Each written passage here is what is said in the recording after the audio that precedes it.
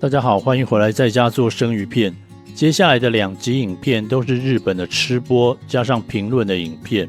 我是第一次来日本，在关西跟东京都待了6天，算是漫无目的的闲晃，走了几个网络上推荐的鱼市场，吃了很多生鱼片。一方面想测量一下自己的气，看看自己的程度到哪了，同时想要实际的感受一下传说中好吃上天的生鱼片究竟能够有多美味。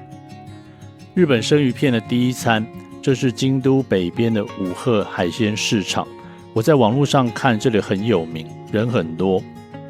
看起来就像是高速公路的休息站，有各式各样排列整齐的商品，大部分是工厂统一制作的产品，还有各种纪念品可以带走。这里更像商店街或是美食街，不像鱼市场，没有鱼腥味，也没看到有人在杀鱼，跟我期待的状态有一些落差。这样的店开在台湾的话，恐怕是不会有这么多客人的。这里有间卖一夜干的，金目鲷一夜干1000，码头一夜干2尾1500，还有北海道花鱼竹夹鱼。我觉得码头鱼一夜干的 CP 值最高，因为在台湾很贵，然后他写人气第1名，我就买了1尾码头，1尾金目鲷吃看看。他说烤好要等30分钟，我就到旁边先逛逛别的。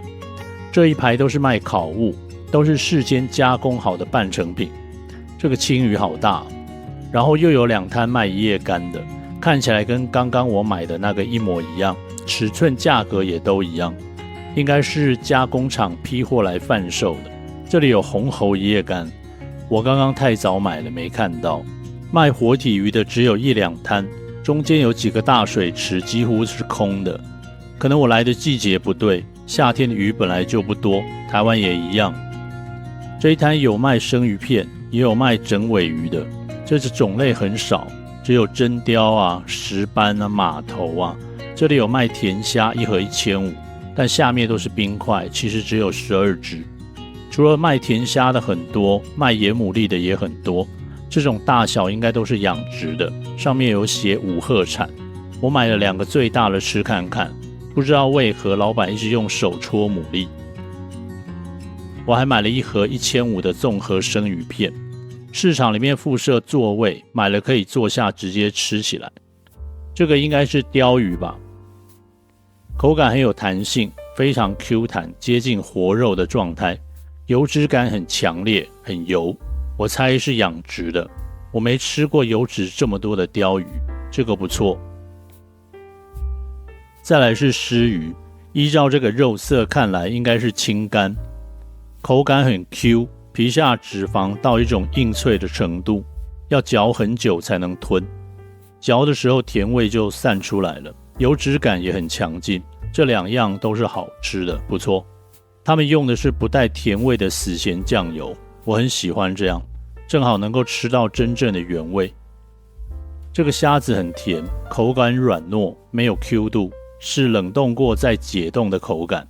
虾子总共6尾，2尾有甜，4尾不甜，虾壳一碰就碎了。再来是花枝，一入口表面黏糊糊的，会黏在上颚，没有鲜味，但是也没有腥味。只是我这个很难说它是好吃的，它超硬，像是在吃一块橡皮。接着吃一个1000元的超大牡蛎，店家只给柠檬角，就是要吃原味的意思，很有把握。这个很大，一口吃不完。吃起来没有一点甜味，只有咸味，整体都很咸。这种挖好的生蚝应该事先都把海水倒掉，不知道为什么还这么咸。我吃过北海道烘爱牡蛎，比这个好吃很多。上次打鱼王翔哥给我的台湾野生生蚝也比这个甜非常多，但它完全不会腥，也没有很强烈的铁锈味，一次吃一大个并不会觉得恶心，嚼久了还有一些牛乳的感觉。吃第2个看看，可能刚刚那个运气不好，一模一样，没有甜味，很咸，不过胜在便宜，这么大一个折合台币220，就是加一个粗霸的概念啦。我买的一夜干烤好了，走来摊位这边拿。哇，小姐姐很可爱耶。吃完盘子要自己送回来。先吃马头鱼，皮的这一边有一点烤焦了，肉这边依然有点水分。马头鱼一叶干是今天这里最推的产品，它不会很咸，是不用配饭就能够吃完的，口感带一点湿润，不会到超级干硬，鱼头也烤得很香。但腌制的时候没有加酒，感觉 camjikui。然后因为工厂大量制造，要拉长保存期，所以我觉得太干了点，几乎吃不出所谓干雕的干味。接着是1000元的金木雕一叶干，光用看的就知道口感偏硬，很香，不会很咸。鱼下巴那块黑肉也不腥，就是下酒很不错，但不适合吃饱的那一种，属于弄个啤酒坐着慢慢喝的下酒菜。金木雕的类似干贝的肉质没有展现出来，然后整个鱼头都烤焦了，有点可惜。对了，刚刚那个综合生鱼片有鲑鱼，那个不好吃，肉质很松散，所以就没有拍。这个市场整体我给60分，我应该是不会想再特地跑一趟过来。大家都跟我说来日本玩一定要去逛逛超市，我总共去了5、6间，我发现超市真的蛮好逛的，大间商场里面附设的也很不错，有很多卖寿司跟生鱼片的，这种寿司便当都不贵，选择性很多。但我觉得市中心跟乡下还是有一些差别，市中心的超市价格高，选择较少，郊区的超市很大间，能买的就很多。这间有卖鱼肉册，就是买回去切生鱼片的肉条，它都会诚实的标示养殖或者天然的，因为两者有价差，也不会强调什么很老啊这种鬼话。它写保存温度只需要10度以下，很多人认为生鱼片要冷冻过后才能吃，那是为了长期保存，不得已才这样。这种肉色肉质都是全程没冷冻的，虽然乍看之下单价挺高，换算一下大约1500台币1公斤，但这是卖纯肉，如果把全鱼的损耗加回去，鱼鳞、鱼骨、鱼鳃等等的重量，然后还要低温无菌环境加工、冷链运送、包装、铺货等等的，这个价格并不贵。因为吃生鱼片最贵的经常是工，还有装潢跟仪式感，并不是鱼的本身。其中一间购物中心里卖的海鲜超级多，很多都有标示供生食的，台湾很少厂商做这种尝试，不然就是高级超市里的天价生鱼片。很多人说是因为国情不同，吃生鱼的人很少，但日本在台湾开的回转寿司经常是大排长龙，连唐吉诃德都要来开寿司店，就知道生食的市场钱很好削。这个真鲷鱼肉上标注了活地处理，肉色非常漂亮，油脂的光泽很抢眼，熟食的海鲜也都弄得非常新鲜。我这次来没有做好准备，我下次来租那种有厨房的饭店，我再多买一点。我在这卖场附设的超市买了3盒生鱼片，在5楼的户外平台坐着吃。这个鲔鱼刺身很好吃，鲜味香气都有，而且不是冷冻货，能够直逼台湾顶流烟仔虎的味道，口感保存了微微的弹性，不会太酸，这个我给高分，很不错。这个应该是养殖的青干，肉稍微有点酸，较为松散，而且连银皮的部分都不脆，有种说不出的气味，可能是冰箱味吧。因为鱼肉交叠的排放着，重叠的鱼肉能看到血水的印子，放血没弄好，这可能是酸味的来源，但油脂感很强烈，有加分。这个花枝真的不是我的菜，我很难给它下评论，没什么好话，但我最后都有吃完。这一盒是野生真鲷，就是嘎啦，吃起来不甜，也没有什么油脂，就是肉质 Q 弹清爽这样的一个优点。我在台湾吃过很多比这个甜的，而且这个肉切得很薄，分量比原本预期的少很多，但是野生的价格比较贵，还是可以理解的。然后整盒像面条的透抽很好吃，附的酱油有点柑橘味，透抽是3盒里面最好吃的，但是我急着吃没有拍到画面，大家有遇到的话可以买来试看看。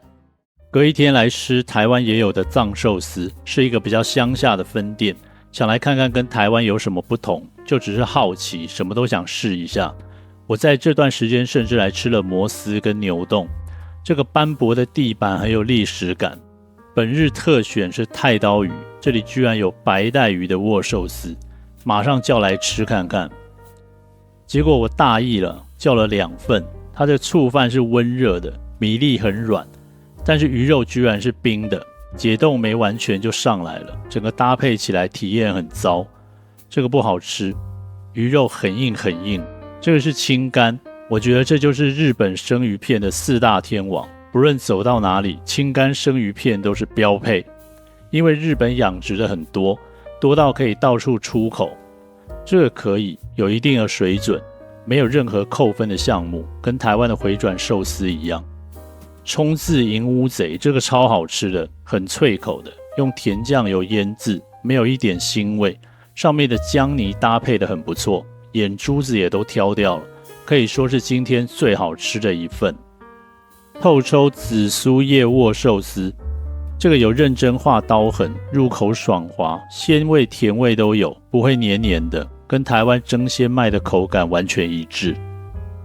盐渍红虾握寿司，这个味道很妙，不知道为什么他把虾肉都切碎了，吞咽很轻松，不会弄得很狼狈，有一种中式的调味料在里面，我一时想不起来，像是某种 XO 酱的感觉。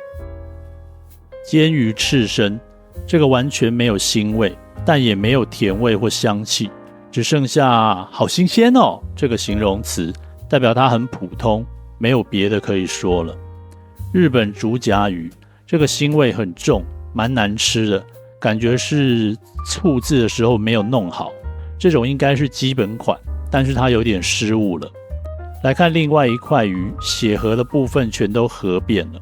竹夹鱼不能放啊，一放就会有腥味，除非你手法高超，没有瑕疵。熟成真鲷，这个非常软，但是没有甜味，吃起来有淡淡的甜味，来自于甜的酱油跟甜的山葵酱，很普通，也是好新鲜哦。雀子不知道为什么有一点苦苦的，用大量的砂糖调味，所以吃到就只有甜，没有别的。我一直以为这种鳗鱼怎么煮都是一样的，但后来我在东京吃到有一间霹雳好吃的，我之后再做介绍。这里有卖熟成的河豚鱼，点来吃看看。哇塞，这个好难吃哦！这一块肉很硬很厚，吃起来不像鱼，要一直嚼一直嚼，难吃到我都笑出来了。这跟我在台湾吃的河豚完全不一样。回转寿司的部分，我觉得可能这一次吃比较小城镇的店，相较下来台湾的品质反而比较稳定一些，但日本这里特殊的鱼种比较多，还是值得来尝鲜看看的。而且因为汇率的关系，日本的价格比台湾便宜。下一集去大阪吃，看看那些很有名的店到底能有多好吃。拜拜。